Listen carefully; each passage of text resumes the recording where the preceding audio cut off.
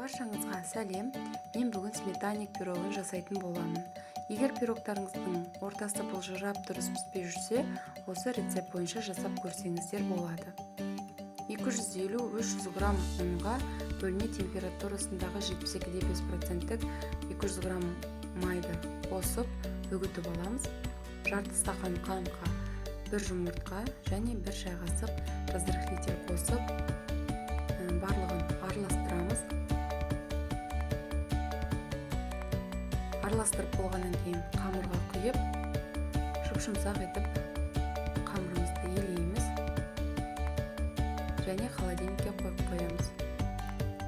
Начинкасына 400 грамм 15%-тік сметана, 4 жұмыртқа және 1 қасық қант қосамыз. Барлығын біркелкі массаға дейін араластырамыз.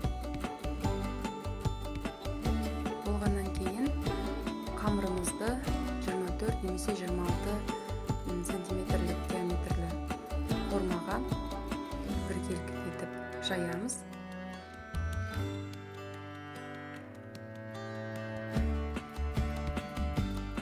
Дайын қоспамызды құйып, алдын ала қыздырылған 180 градус 40 минутқа пешке қоямыз. Сметаннигіміз піскеннен кейін бөлме температурасында суытып және 1 сағатқа холодильникке қойып қоямыз. Сметаннигіміз дайын, ас болсын.